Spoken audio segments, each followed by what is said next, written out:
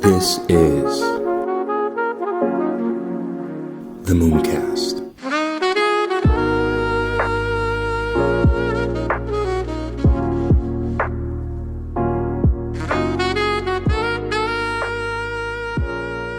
See you, Space Cowboy. Hey guys, welcome back to the pod. So, today we're going to be talking about the Bitcoin Strategic Reserve implementation, right? So, this is an article by the Bitcoin Policy Institution. Now, if you guys don't know, or you've been living or sleeping under a rock as of recently, the US is potentially proposing a Bitcoin Strategic Reserve implementation. Now, how that's going to look like from the initial proposal, I think by Cynthia Loomis, if I'm not mistaken, was that they would buy 200,000 Bitcoin for the next 5 years until they get up to 1 million Bitcoin. And that's their target amount that they want to have within the next 5 years. How they're going to be able to achieve that, I'm not entirely sure, because when you look at their financials, they're operating on a deficit, and that deficit is continuing to increase, and they're having to basically fill up that deficit by printing money, right? So so and they have to continue to print more and more money to basically make up for that deficit or subsidize that deficit. So, as you guys know, the debt bubbles continue to increase. I think we're trending towards, if we're not around 37 trillion. And that number is only going to accelerate within the next 5 to 10 years, right? You're going to see that it start to exponentially accelerate because, it compounds over the course of time. So, I don't know how they're going to make up a percentage of their budget to be able to buy up that much Bitcoin, and what that would do to the price with each individual buy that they do as a dollar cost average in, because the price of Bitcoin will get higher, which means that they're going to have to pay more for the Bitcoin itself, unless they find ways to manipulate the market, which is some things that they usually do. And yeah, so I just want to move into this article. I want to break this entire 53 pages down because I think it's very interesting. And yeah, so when you look at they have this digital gold evaluating strategic Bitcoin reserve for the United States. So the Bitcoin Policy Institute is a nonpartisan, nonprofit think tank. It is dedicated to educating policymakers and public on Bitcoin and disruptive digital technologies, providing research-based insights to inform sound policy in the United States. So that's basically what the Bitcoin Policy Institute does, just so you guys can know. And also, the team comprised of experts in economics, law, philosophy, energy, and environmental science, working together to explore impacts of new technology and existing U.S. policy interest. The views expressed in this publication do not necessarily reflect the views of the Bitcoin Policy Institute management or affiliated scholars, right? So you scroll down here and you look.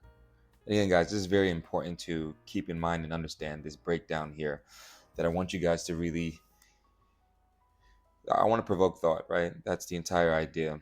I want to provoke as much thought as possible with this to let you guys know what's coming and what's more than likely going to happen.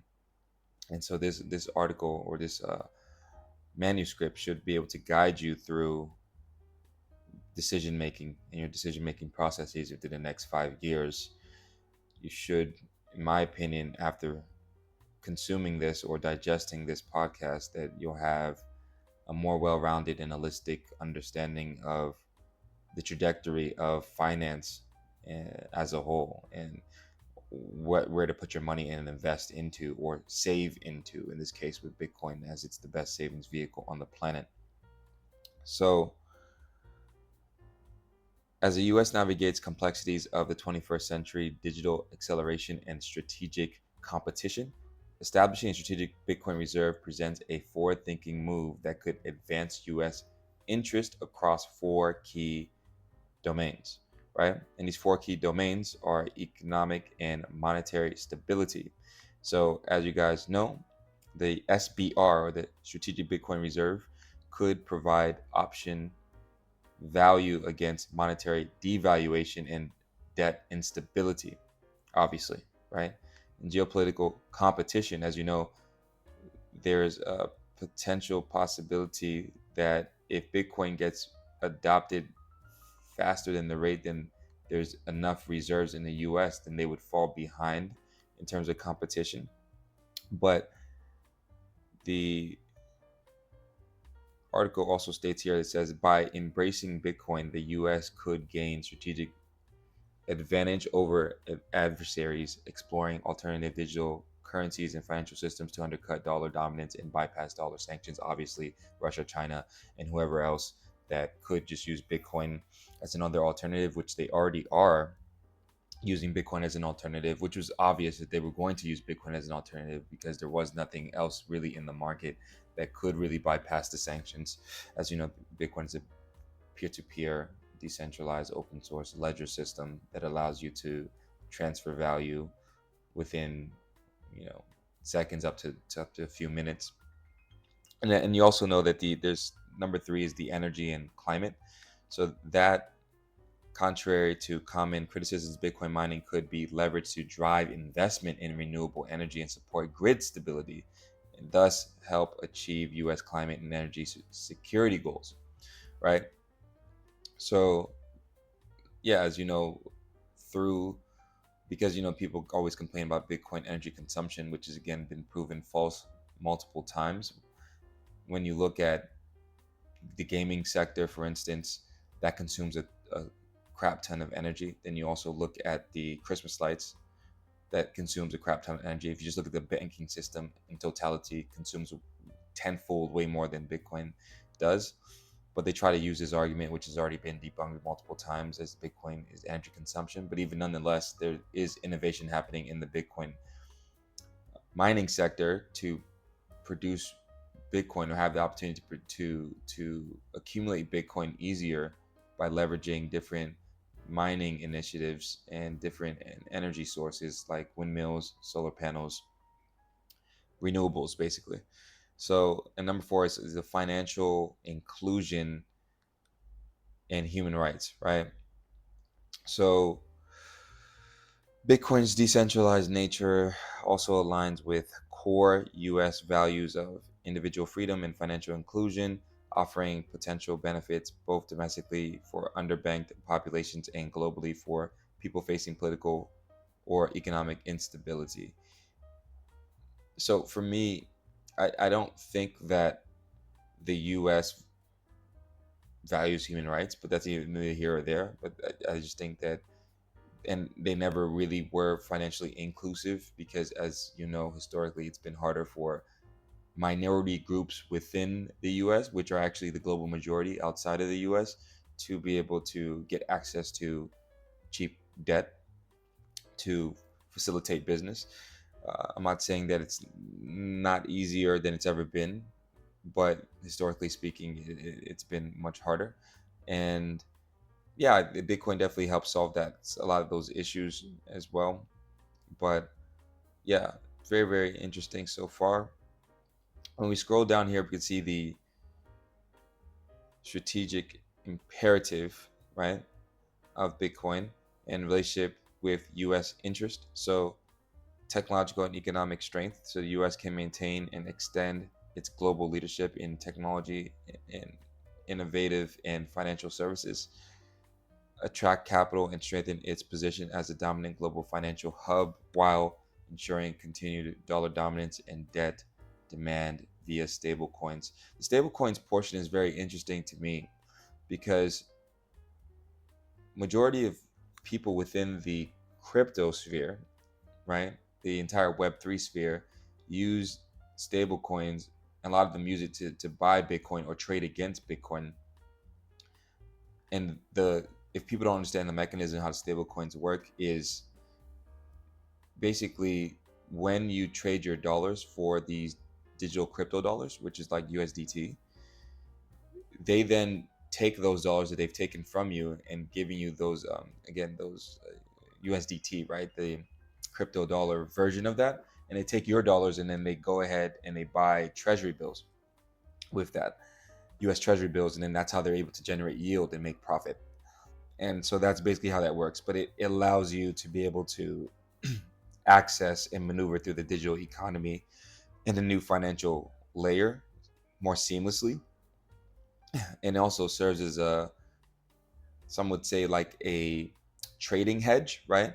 But in my opinion, I think Bitcoin will become that, or that's the idea, is that Bitcoin becomes that thing that you're trading against with other things eventually. Instead of the USDT that you're trading against the Bitcoin itself, you would just trade Bitcoin against other digital assets like XRP, Cardano, Ethereum, and so on. So that's how I see it. But many people have different theories on it. And it is very interesting to see how the landscape of this is going to play out, because the stablecoin market is quite large and it's continuing to grow, so much so that PayPal has gotten into the game as they have their own stablecoin, and other companies are also looking to, institutions are looking to create their own stablecoin to also compete in that market, which, again, translates into them buying US Treasury bills, which then is a bet that the US won't default on its debt, which it will eventually because of just numbers, right? As the economic productivity decreases, then they collect less tax dollars. Also, the acceleration of artificial intelligence allows businesses to replace humans with robots.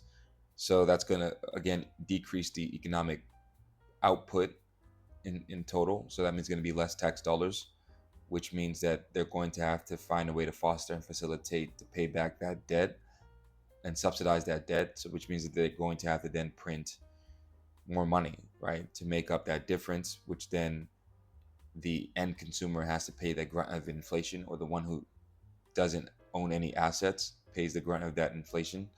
And so that's how that basically works.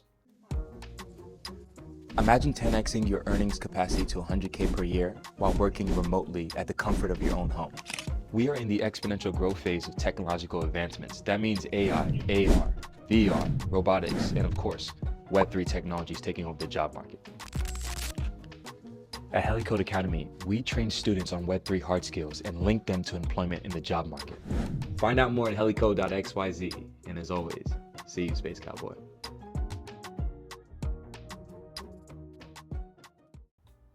And so again, the national security and geopolitics, like they mentioned before, et cetera, and et cetera. So we've went through these. We're gonna just scroll through here, and yeah. So objections and replies. So impact on dollar confidence. So the strategic Bitcoin reserve would diversify, not replace existing reserves, and this is what their argument is. But in my opinion, I think it's inevitable that this current fiat system that we have won't exist in 50 years. I just don't see it ongoing in 50 years max, right? Is the time frame that I have. But I actually think the dollar itself will collapse. When I say it will collapse, it doesn't mean that it won't exist. It just will be hyperinflating at a rapid pace. I already think we're at the beginning stages of hyperinflation, but people haven't realized that yet. But that's going to continue to happen. It's inevitable. So it's very interesting that they say that it will not replace, but coincide with the existing sort of reserves and systems in place, when obviously we know that this system is currently failing and people are suffering globally because they have to basically make up for the difference in percentage of the wealth that's stolen from them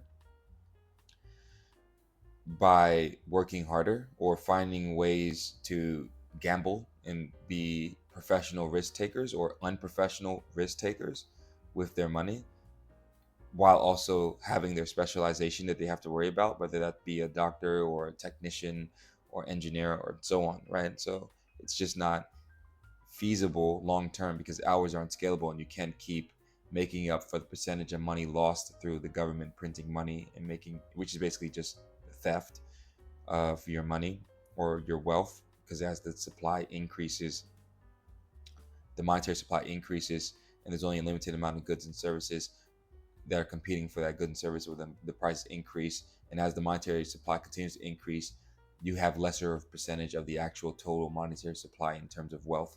So then you have to then make up for that difference every year, which is bullshit. So listing all of these objections, association with illicit activities. So proper regulation can mitigate risk while leveraging Bitcoin's transparency. Yeah, Bitcoin's transparent, but at the end of the day, if you're not off ramping out of the Bitcoin system, no one can really know that you're trading with somebody, right? No one can know if that was a trade or you just move your Bitcoin to another wallet, right? So that's the one nuance I think there that's very interesting. So government speculation, and SBR represents a strategic holding, not a speculative investment. Yeah, Bitcoin is no longer a speculative asset. I mean, it's obvious that it's the best savings vehicle on the planet. And then the environmental impact, right? So again, they talk about the renewables again. They want to reiterate that the premature technology selection and market manipulation vulnerability and volatility concerns. Bitcoin isn't really as volatile as the dollar if you really look at it. I mean, and its volatility is on the uptrend while the dollar's volatility is on the downtrend. So that's been debunked multiple times. The Bitcoin or the strategic imperative why Bitcoin matters. So we won't get too much into that. We'll scroll down a little bit here. Look at the understanding Bitcoin origin, functionality, and key features. I think that we can skip over some of that. We can talk a little bit about the proof of work mechanisms, like we understand that. And again, creates new Bitcoins and integral to the system's security and functionality. Bitcoin's miners utilize specialized high performance computers which compete to solve a particular mathematical equation or problem. This competition serves as a dual purpose, right? It validates new transactions and introduces new Bitcoins into circulation. The difficulty of these problems is dynamically adjusted every 2 weeks to maintain a consistent rate of Bitcoin issuance, regardless of fluctuations in the network's total computational power, right? So it's just pure genius how this was created. So it has the fixed supply, cryptographic security, pseudo-anonymous transactions, and pre-programmed issuance, unlike the current monetary system, which can always change on a dime, which right now we're in an easing cycle. So we should see another increase in rate or a decrease in rate in interest rates coming up in this next Federal Reserve meeting. They should decrease the interest rates. This is per also the agenda that Trump has to decrease interest rates throughout the course of his term to help bring more money into circulation to stimulate economic air quotations growth, which it's fictitious growth because it's just money that's being borrowed out of thin air. And then people who, again, aren't holding assets are the ones that are going to suffer the most from that. So Bitcoin's market evolution from niche technology to global assets. Okay, so we'll scroll through this. Pandemic inflection. So what's this talking about? The COVID-19 pandemic in 2020 coincided with a pivotal moment in Bitcoin's development as governments and central banks implemented expansionary monetary policies to address economic challenges. Bitcoin's institutional adoption surged and its price appreciated, reaching a then all-time high of 69,000. We know that already. Policy making attention. Yeah, we know about the FTX, Terra Luna crashes, and etc. So you can see here Bitcoin's long-term performance. So it says it's undergone a volatile but dramatic monetization over the last 15 years. Again, it's volatility to the upside. So yeah, I mean, everything is volatile, and especially when an emerging asset class, as you see in this current market cycle that we're in with Bitcoin, I believe this is the fourth halving. Yeah, and within this current bull run that we're in, there's less volatility to the downside. You're seeing nothing more than about 20% drops.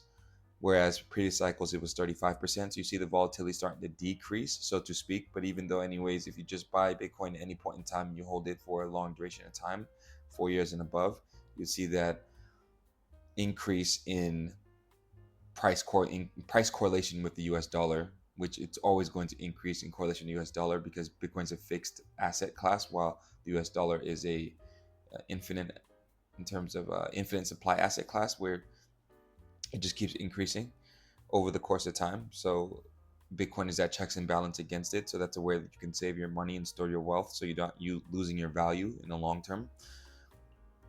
So you could see it's about 807,000x in 169 months up since inception.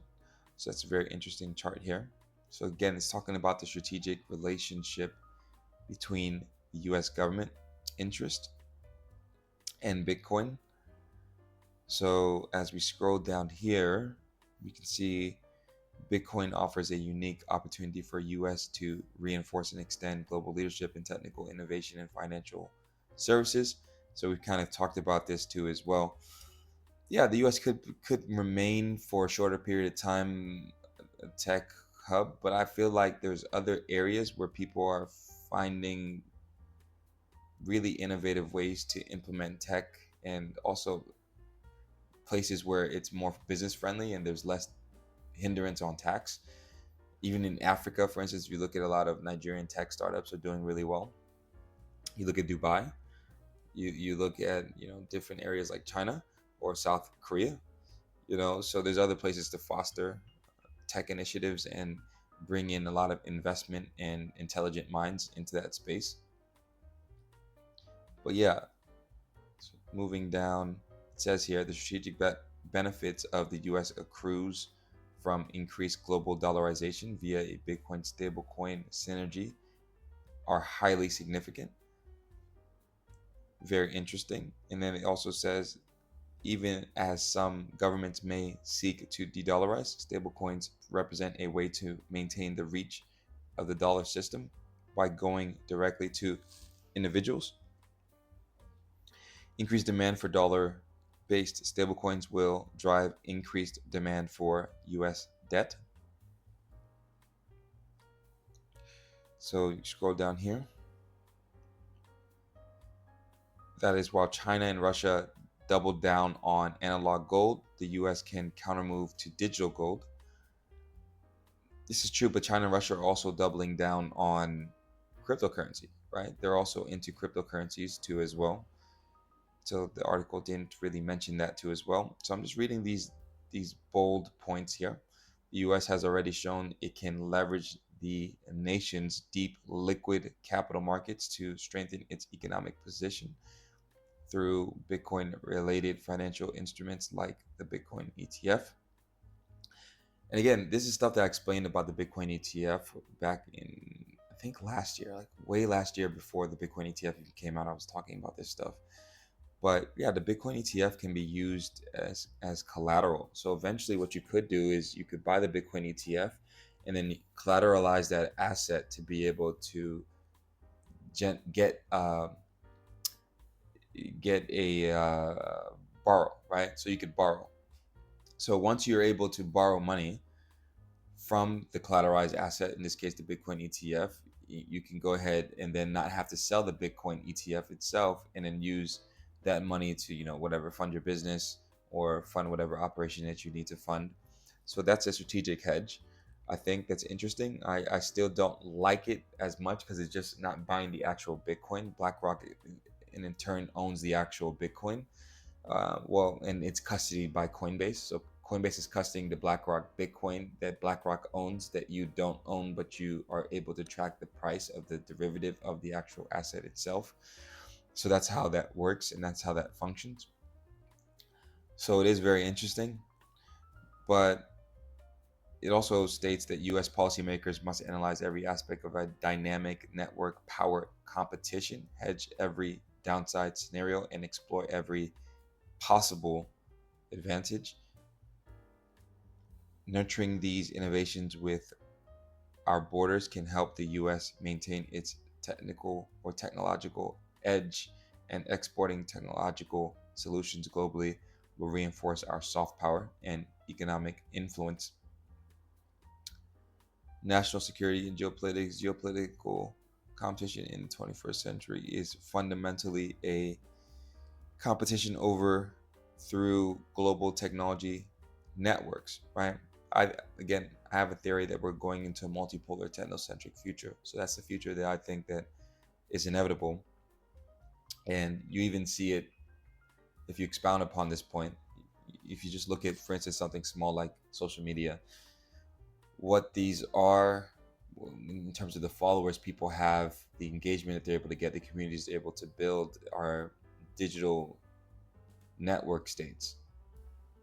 You're creating a digital network state on your own. And some people's digital network states are bigger than countries. If you look at just Mr. Beast, I think he has a combined YouTube audience of over like 5 to 600 million, which is bigger than entire countries.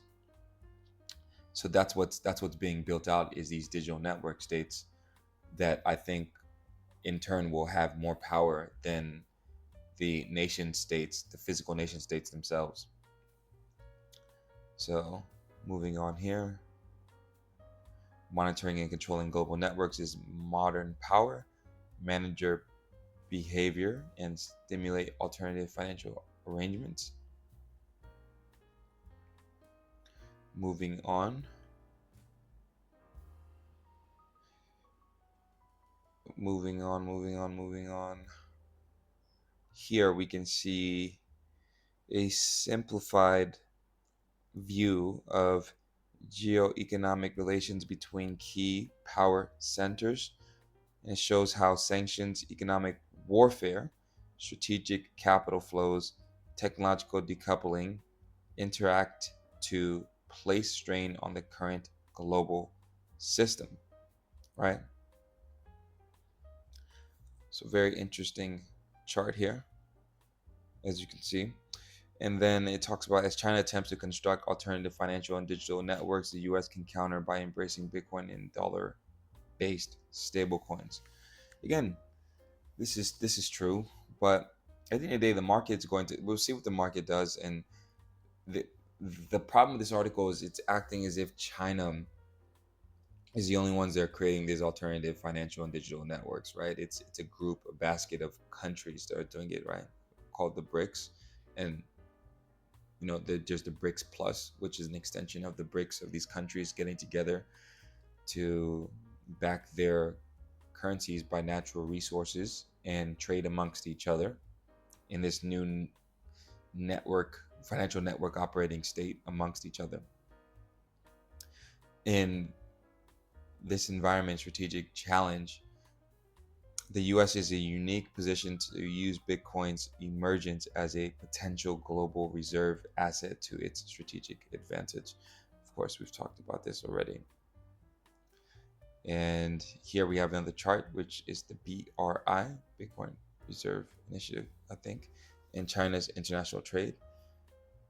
Oh, no, this is the Belt Road Initiative. Okay. In China's international trade, the Belt and Road Initiative is the centerpiece of China's geo-economic influence and security strategy, which was largely financed by redirecting dollar surpluses accumulated from China and Chinese structurally imbalanced trade with the West, right? So, very interesting chart to look at in this so-called Belt Road Initiative, right?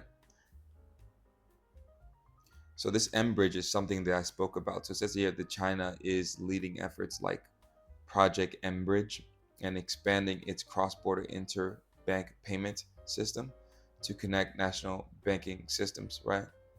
I talked about this in one of my podcasts already, so we won't get too much into that. China's deliberate block, build, expand strategy to block Western financial coercion, right? China is constructing alternative financial and digital network rails that act as systems bypass to the incumbent Western-dominated financial infrastructure. Bitcoin mining is a pure commodity business with unique properties that generate positive externalities for power grids and climate goals. Okay, so let's just scroll down here, continue on. So, challenges to build renewable energy grids that can be overcome with Bitcoin mining. Investment risk, so pre-connection. Two, curtailment and negative pricing, disincentives to renewables. Challenges to the modern grid balancing with fossil fuels. So those are some of the challenges that they would face. How Bitcoin mining helps with build out of wind and solar farms. Building wind and solar farms for electricity is expensive. It takes a long time for these items to get connected to the electrical grid. People who invest in these renewables do not make any money for a long time. This leads to less people investing in renewables, less solar and wind farms get built. Bitcoin miners help renewable energy development by buying the energy. Very interesting. Very interesting. So Bitcoin wind and solar farms for electricity is expensive. Okay. As we move along here, we can see. Okay, so I'm looking at the oil and gas wells, landfills, and agricultural waste maneuvers. So Bitcoin mining has the potential to revitalize the U.S. nuclear energy industry, particularly through partnerships with companies developing advanced small modular reactors, right? So again, Bitcoin decentralizes in censorship resistant nature, aligns closely with core US values of individual liberty and financial freedom. Yeah, I just think this stuff is kind of an illusion. But yeah, that's what this article is talking or alluding to. Bitcoin is a powerful tool for promoting human rights and democratic values. Like I said, I always repeat in my head, the current European version of democracy doesn't exist. Again, this current version just means every 4 years corporations bid on who's going to serve their interest, and that's just how that works. But